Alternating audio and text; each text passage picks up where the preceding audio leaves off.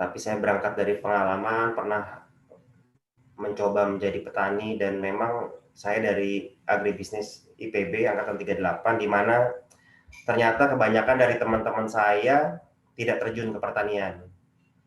Seperti kita ketahui bersama, kebanyakan alumni IPB itu masuknya ke perbankan. Nah, memang itu agak ya, sangat disayangkan.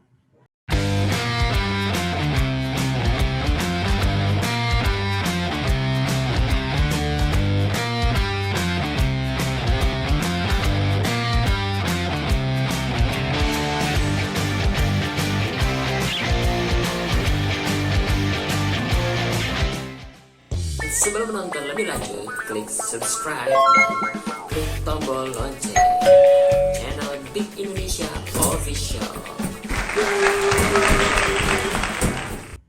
Bertani itu sebenarnya hal yang keren kalau menurut saya, karena memang saya sengaja masuk IPB untuk menjadi petani saat itu.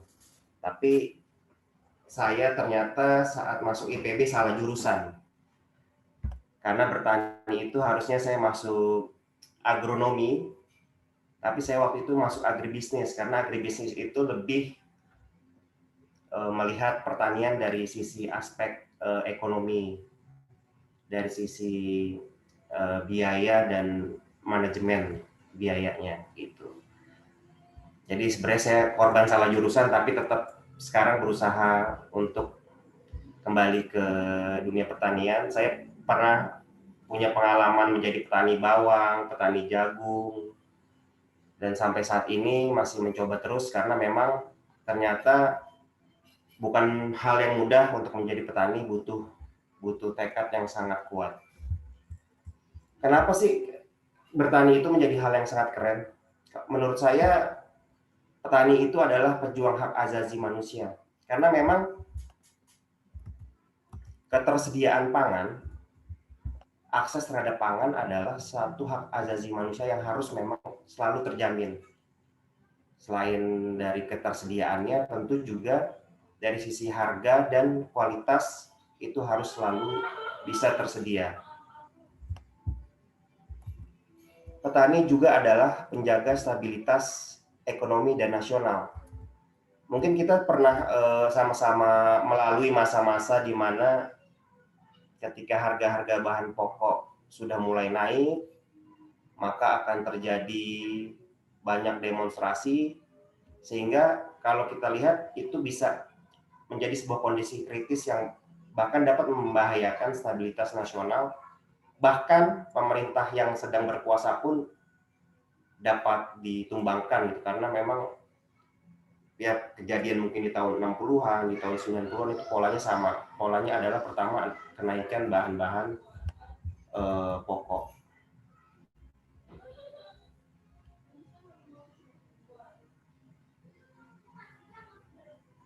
Oke, sekarang kita jadi sangat wajar waktu itu Presiden Soekarno memberikan sebuah akronim khusus kepada petani, bahwa petani itu adalah penyangga tatanan negara Indonesia. Itu tentu bukan hal yang main-main. Kenapa Presiden Soekarno sampai memberikan akronim petani sebagai penyangga tatanan negara Indonesia? Karena memang kenyataannya peran petani itu sangat penting bagi ketahanan atau resilience dari sebuah negara. Oke, kalau kita bicara tentang ketahanan pangan itu tidak dapat berdiri sendiri menjadi sebuah hanya ketahanan pangan. Tapi ketahanan pangan itu terdiri dari kedaulatan pangan, kemandirian pangan, dan keamanan pangan itu sendiri. Apa sih ketahanan pangan? Secara simpel, ketahanan pangan itu kondisi terpenuhinya pangan bagi negara dan juga para penduduknya gitu, perseorangan penduduknya, itu kondisi terpenuhinya pangan tersebut. Kalau sebuah negara sudah bisa memberikan atau memastikan bahwa pangan untuk negara atau untuk penduduknya aman, terpenuhi, itu berarti negara sudah memiliki ketahanan pangan. Tapi tidak sesimpel itu ternyata. selain tahan, kita juga harus berdaulat. Kedaulatan pangan itu penekanannya adalah bahwa negara dan bangsa berhak secara mandiri menentukan kebijakan pangannya. Ini penekanannya adalah berhak secara mandiri menentukan kebijakan pangan.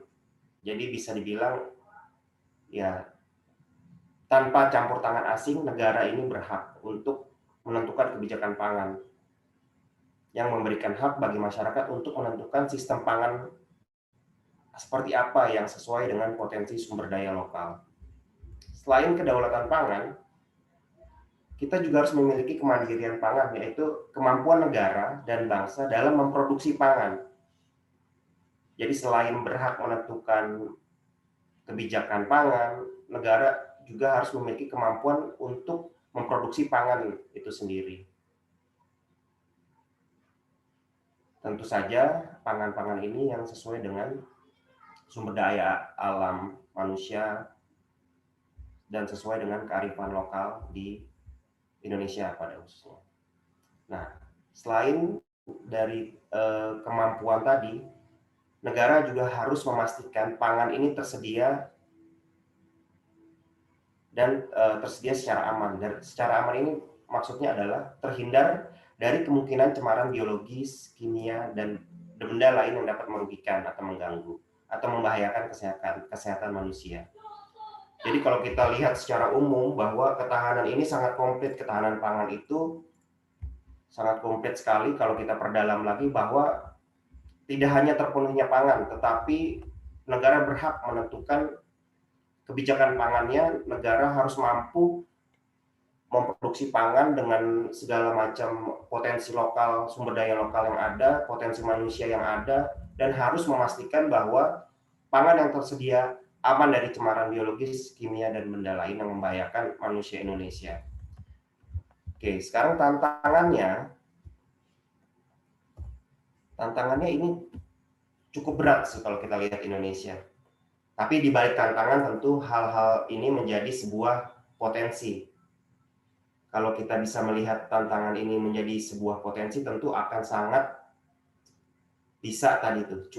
Bisa kita dari sisi ekonomi itu adalah sebenarnya cuannya ada di situ. Setiap ada masalah pasti ada peluang. Dan ketika kita bisa mengatasi masalah-masalah tersebut, tentu saja akan mendatangkan keuntungan bagi kita.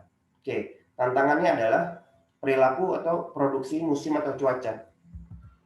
Tentu saja di dunia pertanian tidak lepas dari pengaruh kondisi iklim atau cuaca. Karena memang ya kita ketahui bersama bahwa tanaman ini memiliki musim-musim tertentu yang bisa ditanam. Dan tentu saja fluktuasi jumlah panen dan lainnya itu sangat dipengaruhi oleh iklim yang ada di Indonesia. Nah, perilaku produksi ini rentan terhadap perubahan iklim tersebut harus dilengkapi dengan kebijakan pangan serta teknologi yang tangguh untuk mengatasi hal-hal tersebut. Lalu juga kita ketahui bersama bahwa karakteristik hasil pertanian ini itu apa kita bilangnya perishable ya, sangat mudah rusak. Jadi membutuhkan sarana-sarana pasca panen yang memang harus dimiliki oleh petani itu harus cukup memadai sehingga penanganan pasca panen juga bisa membantu petani dalam menjaga kualitas hasil pertaniannya setelah panen.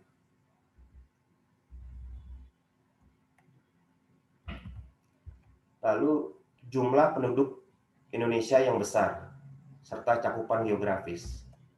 Dengan jumlah penduduk Indonesia yang sangat besar, tentu saja sangat besar pula bahan pangan ini atau hasil pertanian ini sangat besar pula yang dibutuhkan untuk menjamin ketersediaan pangan, menjamin ketahanan pangan bagi seluruh masyarakat Indonesia. Nah, disinilah tentu peran petani sangat dibutuhkan. Karena dengan jumlah penduduk yang sangat besar, dengan cakupan geografis Indonesia yang sangat beragam dari ujung paling timur sampai ujung paling barat, tentu saja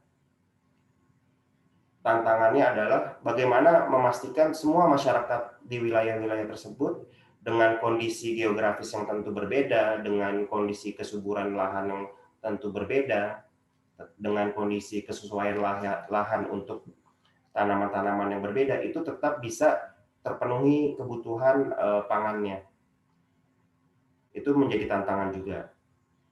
Lalu dengan kondisi geografis yang sangat, kita tahu Indonesia adalah negara kepulauan yang terbesar dengan 17.000 pulau. Tentu distribusi ini menjadi sebuah hal yang sangat menantang. Karena distribusi ini bisa menjadi sangat mahal. Contohnya kita ketahui, contoh ya, yang sangat mudah adalah pernah saya baca bahwa pengiriman sapi dari Nusa Tenggara ke Jakarta itu lebih mahal daripada pengiriman sapi dari Australia ke Jakarta. Atau biaya pengiriman beras dari Surabaya ke Medan yang jauh lebih mahal daripada pengiriman beras dari Vietnam ke Jakarta. Itu menjadi tantangan sekali bagi kita untuk bisa bagaimana mengefisiensikan pendistribusian hasil pertanian ini dengan biaya yang cukup murah. Lalu dari sisi tata niaga, sudah menjadi rahasia umum bahwa panjangnya rantai pasokan yang mengakibatkan perbedaan harga dari tingkat produsen ke konsumen ini cukup besar. Ya kita tahu lah, mungkin ada kelompok-kelompok tertentu yang memang bisa kita bilang memonopoli atau bentuknya seperti kartel gitu ya terhadap produk komoditi pertanian tertentu gitu. Itu membuat tata niaga hasil pertanian di Indonesia cukup rumit dan harga yang bisa kita bilang kadang-kadang mengejutkan gitu. Seperti tadi sebelum acara ini kita mulai, kita sempat diskusi sebentar, sempat berbicara bahwa kadang kita tuh harga panen yang akan kita terima saat panen nanti, harga komoditi yang kita tanam ini saat panen nanti kita tidak bisa menentukan harganya berapa. Jadi ya sangat misteri gitu kalau memang harganya ternyata di atas dari planning yang kita coba anggarkan, tentu kita untung, tapi kayaknya sepertinya kebanyakan harganya akan kebanyakan di bawah dari harga yang kita perkirakan. Oke. Selain dari tata niaga juga adalah produktivitas tanam yang sangat rendah. Ini mungkin nanti dari Planktonic bisa memberikan solusi nih. Kalau produktivitas tanam yang sangat rendah, otomatis biaya produksi perluasan tanam menjadi tinggi sehingga harga jual bisa dibilang tidak bersaing lagi gitu. Harga jual akan tinggi, kadang tidak bersaing dengan produk-produk impor. Tidak bisa dipungkiri bahwa masyarakat kita pasti akan memilih produk yang lebih murah.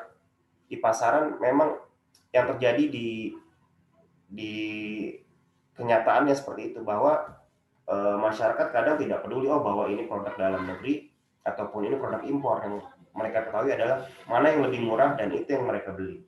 Jadi tantangan produktivitas lahan perluasan tanam yang rendah ini menjadi tantangan besar juga buat pertanian di Indonesia. Oke.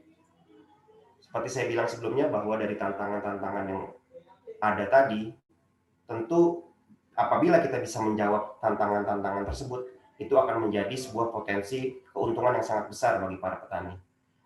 Karena memang sebagaimana kita ketahui bersama, di belanja rumah tangga terbesar, mungkin kita bisa bilang 50% dari belanja rumah tangga itu adalah untuk belanja pangan setiap bulannya.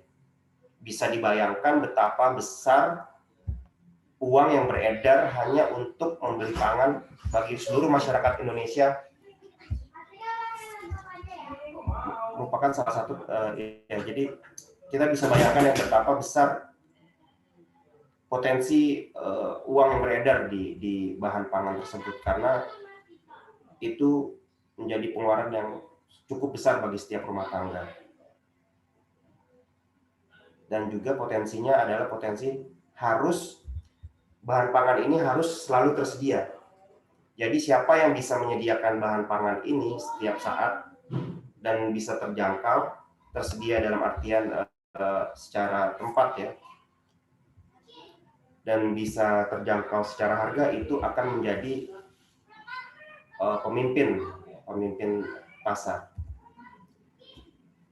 Oke, sekarang kita bicara mengenai petani sebagai sebuah profesi. Apabila kita lihat, dan memang ini yang terjadi secara di lapangan, yang kita melihat itu petani ini bukan menjadi profesi yang memang orang pilih, orang cita-citakan gitu dari kecil. Oh, kalau kita tanya, mungkin nggak ada anak yang menjawab, cita-citamu nanti ketika besar apa, nak? Saya ingin menjadi petani. Kayaknya cukup bisa dibilang mustahil ada anak kecil yang memang sudah bercita-cita menjadi petani sejak kecil. Kebanyakan petani ini menjadi profesi orang tua dan profesi yang ketika sudah tidak ada pilihan, orang memilih menjadi petani. Walau ya cukup banyak juga seperti itu, tapi mereka bisa berhasil. Yang harus kita butuhkan adalah sekarang petani ini menjadi profesi anak muda, gitu. Profesi yang keren. Seperti saya bilang di awal bahwa petani ini itu pejuang hak asasi manusia, penjaga stabilitas ekonomi nasional, itu petani. Jadi memang tuh orang-orang muda yang masih bersemangat, berdaya juang tinggi untuk bisa menjadi seorang petani. Selain itu memang dengan disrupsi teknologi di segala bidang, yang memang pertanian juga sebagai salah satu bidang yang cukup terdisrupsi, terutama dari sisi tata niaga. Kita butuh orang-orang muda yang melek secara teknologi untuk bisa menjawab tantangan disrupsi tersebut.